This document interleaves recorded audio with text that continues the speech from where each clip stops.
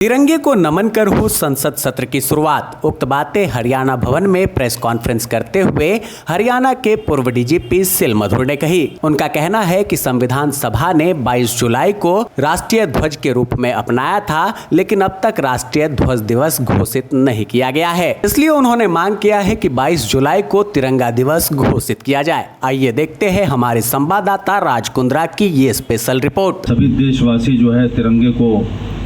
अपने दिल में रखते हैं और जैसा कि हमारे जाबाज जवान, हमारे स्पोर्ट्स पर्सन, जो किसान मजदूर सभी लोग जो कार्य कर रहे हैं विभिन्न क्षेत्रों में, जब कुछ अचीवमेंट होता है तो तिरंगा लहराता है तो सबका दिल फख्र से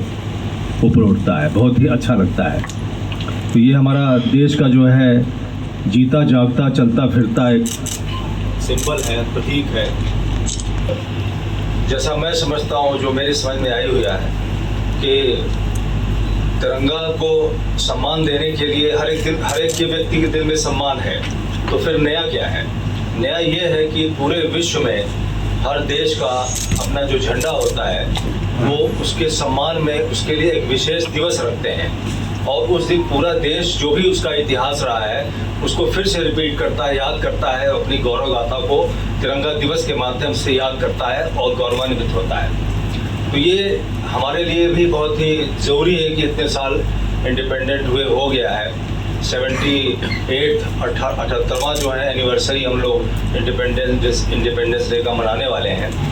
और अभी तक हमारे देश में तिरंगा दिवस घोषित नहीं हुआ है। मैं पिछले 4 साल से लगातार जो है ज्ञापनों के माध्यम से आदरणीय राष्ट्रपति महोदय जी को, आदरणीय प्रधानमंत्री महोदय जी को और भी लोगों को ज्ञापनों के माध्यम से, तिरंगा यात्राओं के माध्यम से हमेशा कोशिश कर रहा हूं कि उनकी संज्ञान में आवे और ये जल्दी से जल्दी देश हित में एक राष्ट्रीय उत्सव के रूप में घोषित हो।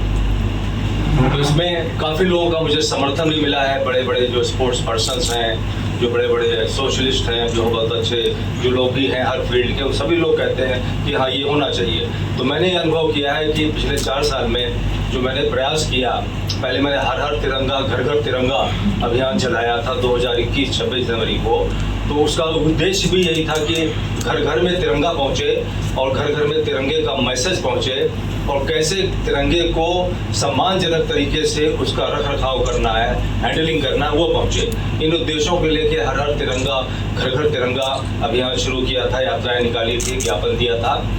और उसका मुझे बहुत ही खुशी है कि उसका असर हुआ और करीब 1.5 साल के बाद कि हर घर तिरंगा अभियान हुआ तो आप सब देशवासियों ने सबको कितना अच्छा लगा। पूरे घर घर में ये पहुंचा और ये अभियान का उससे देश प्रेम की भावना भी बढ़ी और लोगों में एक उत्साह आया जीवन में। तो इसलिए मैं केंद्र सरकार का शुक्रगुजार भी हूँ कि जो काम मैं 10-20 साल तक मैं नहीं कर सकता था, वो एक इनकी घोषणा से पूरे जो है देश में लागू हो गया। तो इसीलिए मुझे विश्वास है कि जिस दिन ये अपना राष्ट्रीय ध्वज दिवस भी सरकार घोषणा करेगी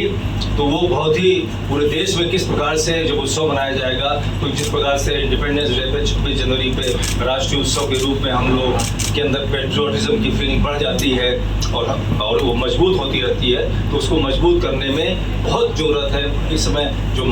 माहौल भी है, बहुत तरीके का जो है भेदभाव, बहुत तरीक़ों का धर्म के आधार पर, जाति के आधार पर लोगों में भेदभाव बहुत बढ़ता जा रहा है, अपने बारे में ही सोचने की भावना बढ़ती जा रही है। तो ऐसे में देश कैसे मजबूत होगा, हर देशवासी का जीवन कैसे बेहतर होगा जब सब लोग दूसरे के बारे में भी कुछ सोचेंगे। तो ये तिरंगा ही ऐसा एक है कि जो कि सबका है, किसी भी धर्म विशेष का नहीं है, किसी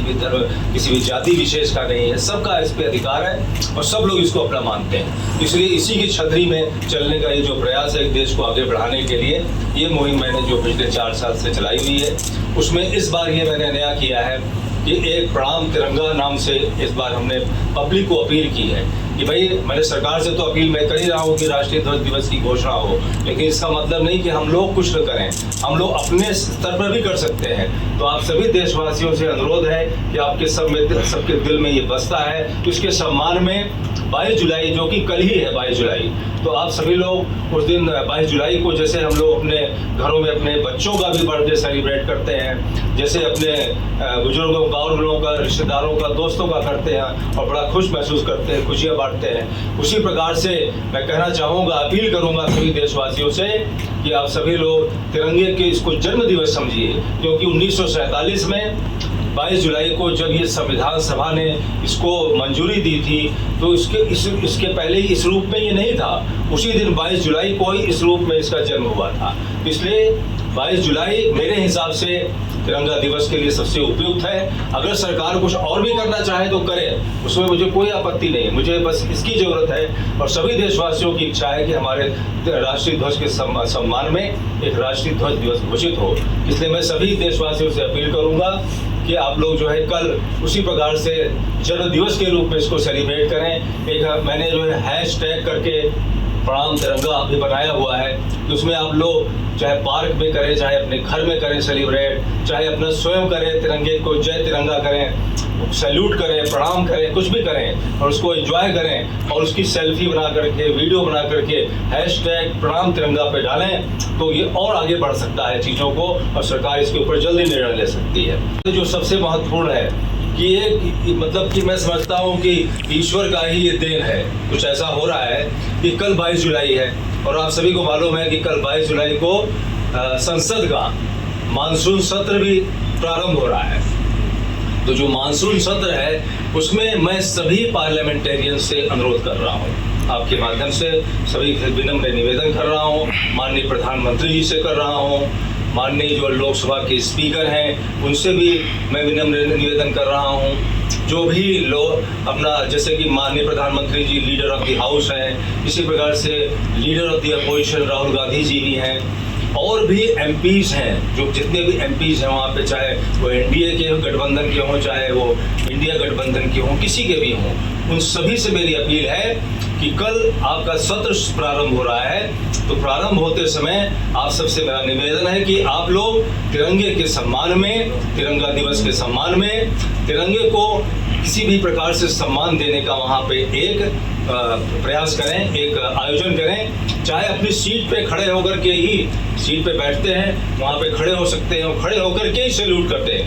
चाहे प्रणाम कर दें तिरंगे को, और तिरंगे को प्रणाम करके, और ये हम लोग अपने सबके मन में संकल्प आवे कि भाई हम लोग चाहे कितनी भी पार्टीज की वहाँ अलग अलग विचारधाराएं हों, लेकिन हमारा मकसद है कि पूरे देश को आगे बढ़ाना, मजबूत बनाना एक कॉमन पर्पस है। इसी प्रकार से हर देश के देशवासी का जीवन बेहतर बनाना कॉमन पर्पस है। तो इन सबको, सब चीज़ों के लिए हम लोग एक होकर के और तिरंगे की मान सम्मान को आगे बढ़ाने के लिए, तिरंगे की शान को पूरे विश्व में फैलाने के लिए, विश्व गुरु बनाने के लिए, और जैसा एक कवि ने कहा है कि विजयी विश्व तिरंगा प्यारा और झंडा ऊंचा रहे हमारा। तो इस भावना को आप जो है संसद में जब आप इसको करेंगे, वहाँ पे प्रणाम करेंगे, तिरंगे को सैल्यूट करेंगे, उसको नमन करेंगे, जो भी आपको इस प्रकार से अच्छा लगता है, आप सभी लोगों से मेरा विनम्र अनुरोध है कि जो आप करेंगे वो पूरा देश देखेगा और पूरा देश उससे प्रभावित होगा। और साथ ही साथ राष्ट्रीय ध्वज दिवस घोषित करने की